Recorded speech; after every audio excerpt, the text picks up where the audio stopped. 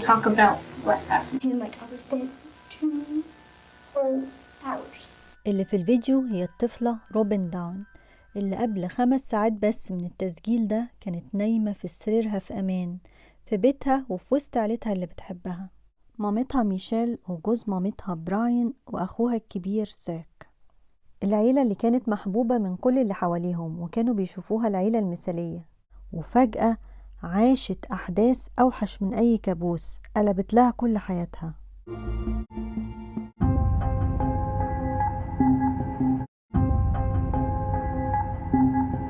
في مدينة بامبا في تكساس كانت بتعيش روبن مع عيلتها اللي بتحبها في بيت جوه مزرعة لغاية ما جه يوم 29 سبتمبر سنة 2005. وبتحكي روبن إن اليوم كان بادئ جميل، صحيت وجهزت للمدرسة ولقت جوز مامتها براين محضر لها البانكيكس اللي بتحبها، وبعد ما فطرت وراحت المدرسة ورجعت لقت مامتها ميشيل محضرة هدوم الحمل الجديدة لأن هي كانت حامل في الشهر الخامس. وروبن كانت متحمسة وفرحانة جدا لأنها هتكون أخت كبيرة. Breakfast that morning and it was actually pancakes. Those are my favorite. My mom started trying on maternity clothes and there was these. ميشيل قست لهم هدوم الحمل وانبسطوا وضحكوا وقضوا يوم جميل، وخلص اليوم وراح كل واحد على أوضته عشان ينام. وفي يوم 30 سبتمبر 2005 صحيت ولاية تكساس على أكتر مكالمة طوارئ مؤثرة حصلت فيها. I don't know who's alive in my house. I'm scared. Where are you at?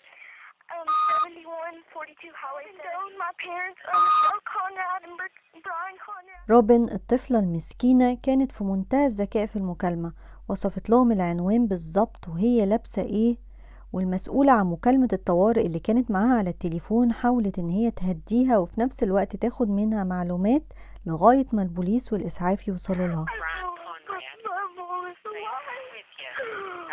Okay. Thank you so much. They're coming. Stay there. You don't see any other vehicles or strange people around your home or anything? No, please. Okay. Scared. I know you are. I'm scared. I know. Just stay right there. Okay, he's there. Yes, they're coming. I want my mom. I know you do. I know.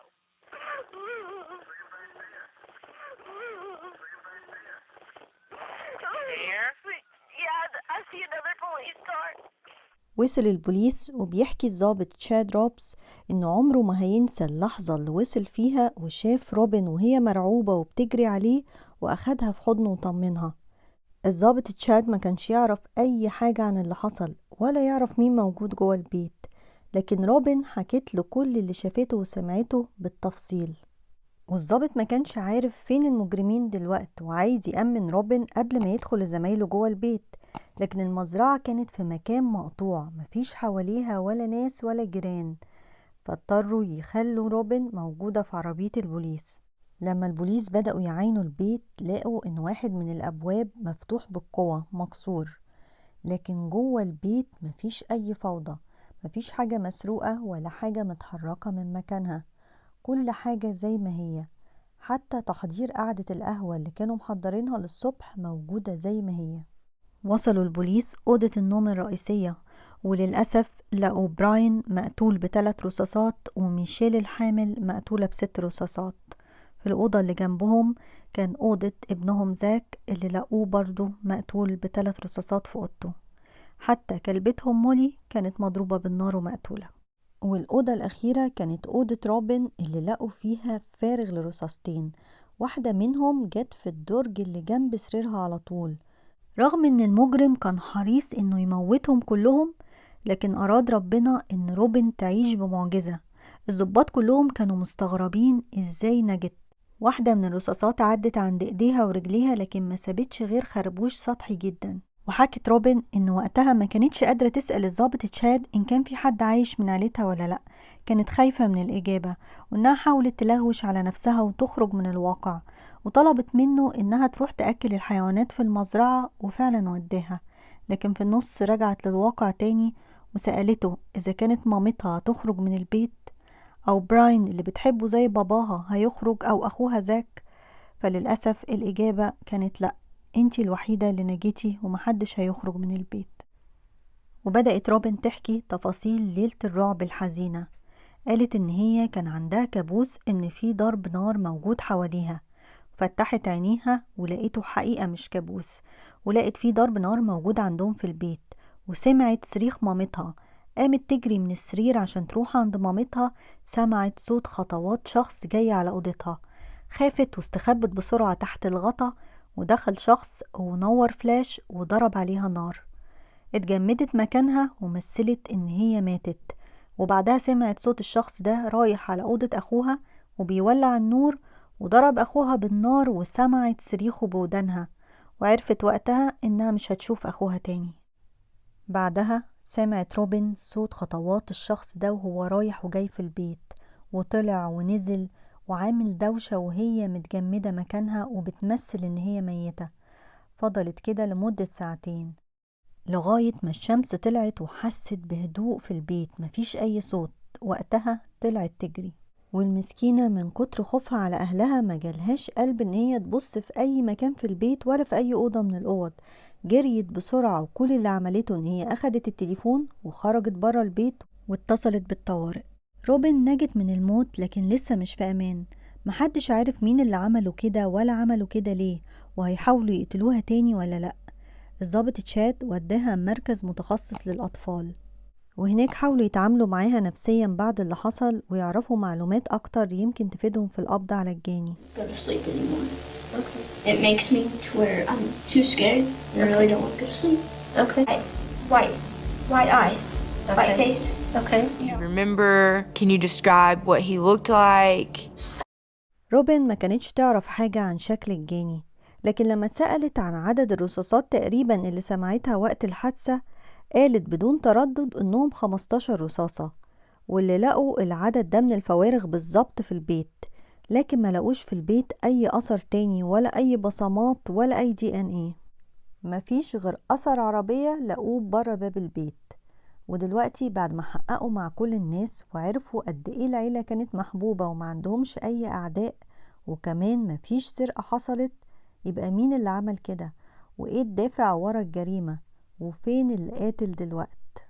ما لقوش اي اجابة ولا اي خيط يساعدهم في حل القضية، خصوصا ان ما كانش فيه اي دافع للجريمة، وما كانش حد متوقع ان الدليل موجود في جريمة تانية حصلت قبلها تقريبا ب14 ساعة في ولاية تانية. يوم 30 سبتمبر في مازوري استقبلوا بلاغ عن جريمة قتل لشخصين في بيتهم. الاتنين اتضربوا بالرصاص وهم لسه راجعين من بره، واكياس الحاجات اللي اشتروها كانت لسه في ايديهم. الضحايا كانوا أورلي ماكول عن 70 سنة ومرات ابنه دون اللي عندها 47 سنة. ومفيش حاجة كانت مسروقة من البيت ما عدا العربية بتاعتهم.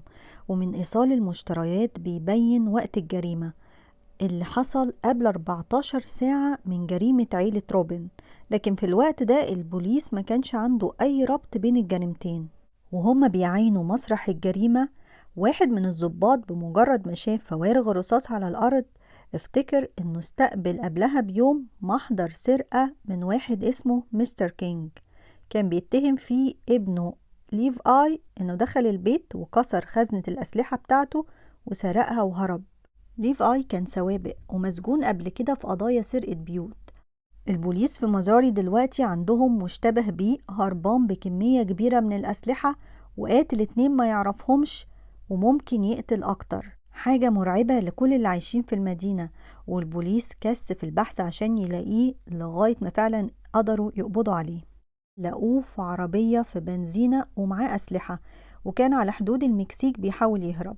قبضوا عليه واتحقق معاه، واعترف ان هو اللي قتل أولي ومرات ابنه دان. قال انه كان داخل البيت يسرق، ولما رجعوا فجأة من بره ارتبك وضرب أولي بالنار، ودون جت بسرعة على الصوت فقتلها هي كمان. Explain to me why you shot at her. I was scared. I didn't know what was gonna happen to me. You know, I was panicked. وبكده القضية في ميزوري اتحلت واتقفلت وتقدم الجاني للمحاكمة، لكن لسه القضية في تكساس قضية عيلة روبن ما اتحلتش، والأدلة مفيش وتحولت لقضية باردة. مش بس كده، ده روبن عايشة في رعب، وحتى الشرطة خايفة ان القاتل يرجع تاني ويقتلها. المحققين نفسهم يئسوا وقالوا انها تكون واحدة من القضايا اللي هتفضل طول عمرها غير محلولة، لغاية ما حصلت المفاجأة وقرر الجاني ان هو بنفسه يحل القضية من غير ما حد يطلب منه. ليفاي وهو في السجن طلب ان هو يقابل واحد من الضباط اللي كانت علاقته بيه كويسة، لان الضابط ده كان بيعامله كويس. اول ما قابل الضابط قال له في 4 كمان. الضابط قال له يعني ايه؟ قال له في 4 كمان في تكساس انا قتلتهم ومحدش ابدا سألني عليهم. وطبعا ليفاي كان فاكر ان روبن هي كمان ماتت. حكى ليفاي للضابط انه بعد ما سرق الاسلحة من عند باباه وراح عشان يسرق بيت اورلي، اما دخلوا عليه فجأة وارتبك وضربهم بالنار، حس انه طلع طاقة غضب لانه كان غضبان جدا من باباه.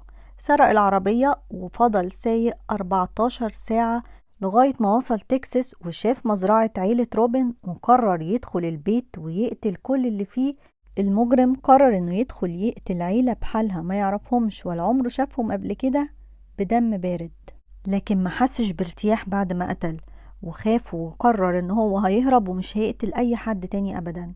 وقال الضابط ان هو ضحية لعنف باباه معاه. والأطباء النفسيين قالوا إن القاتل المتسلسل اللي بيقتل عدد من الضحايا ورا بعض في وقت قصير بيكون قاتل من نوع خاص وبيكون مريض نفسي. ليفاي اتولد واتربى مع 6 إخوات غيره مع باباهم لوحدهم في بيت بعيد عن المدينة، ووصفوا المحققين اللي دخلوه إنه غير آدمي.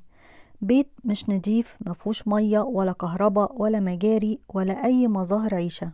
باباهم كان عنيف جدا معاهم، وكان بيجبرهم انهم يتعلموا ضرب النار بالعافية وان هم يقتلوا كل الحيوانات الأليفة اللي حواليهم. طلب ليفاي ان يتخفف عليه الحكم لانه ضحية لعنف باباه، لكن الأطباء النفسيين اللي كانوا بيتابعوه من أول التحقيقات كان لهم رأي تاني.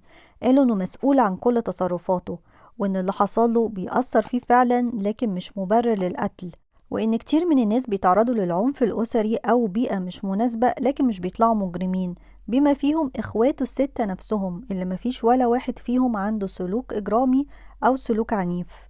وقالوا إن ليفاي كان عنده ميول إجرامية من البداية، بدليل إنه حرق بيتهم وهو عنده 4 سنين بس لأنه كان غضبان من أخته، وإن اللي زود عنده كل المشاكل دي وخلى عنده مشاكل نفسية هي إدمانه للممنوعات والخمور من سن صغير جدا من وهو عنده 11 سنة، اللي أثرت على سلوكه وصحته النفسية. وقالوا كمان إن عنده حب كبير إنه يعيش دور الضحية، وتقدم للمحاكمة عشان ياخد أقصى عقوبة.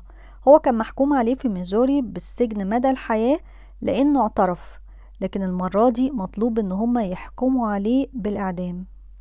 روبن هي الشاهد الوحيد في القضية وكانت لازم تحضر المحاكمة، وبتحكي إن كان صعب عليها جدا إنه هي عندها 14 سنة بس تكون على بعد خطوات من الشخص اللي قتل أعز الناس في حياتها. ليفاي كينج اتحكم عليه بالإعدام.